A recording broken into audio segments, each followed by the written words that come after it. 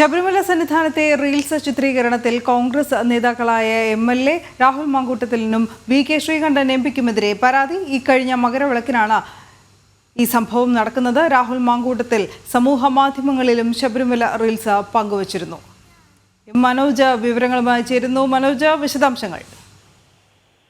കഴിഞ്ഞ മകരവിളക്ക് ദിവസത്തിലാണ് ഇത്തരത്തിലുള്ള ചിത്രീകരണം നടക്കുന്നത്. അതായത് ശബരിമല സന്നിധാനത്തും അതോടൊപ്പം തന്നെ സോപാനത്തിനരികെയും വെച്ചാണ് ഈ MLA ആയിട്ടുള്ള രാഹുൽ മാങ്കൂട്ടത്തിനും അതോടൊപ്പം തന്നെ MP ശ്രീകണ്ഠനും ഈ ദർശനം നടത്തുന്നത് ചിത്രീകരിക്കുന്നത്. പിന്നീട് ഈ രാഹുൽ മാങ്കൂട്ടത്തിൽ ഫേസ്ബുക്കിൽ തന്നെ ഈ റീൽസ് ഷെയർ ചെയ്യുകയും ചെയ്തിരുന്നു. ഇതിനെ തുടർന്നാണ് യുവമോർച്ചയുടെ കൊല്ലം ജില്ലാ മുൻ വൈസ് പ്രസിഡന്റ് ആയിട്ടുള്ള മഹേഷ് വിവരാവകാശം നൽകിയത്. എന്നാൽ വിവരാവകാശത്തിൽ പറയുന്നത് ദേവസ്വം ബോർഡ് ഇത് സംബന്ധിച്ച് ഒരു അനുമതി നൽകിയിട്ടില്ല എന്നുള്ളതാണ്. അതായത് ഒരു വ്യക്തികൾക്കും ഈ സോപാനത്തിനരികിൽ നിന്നോ അല്ലെങ്കിൽ ഇത്തരത്തിലൊരു റീൽസ് ചിത്രീകരണത്തിനുള്ള അനുമതി ദേവസ്വം ബോർഡ് നൽകിയിട്ടില്ല.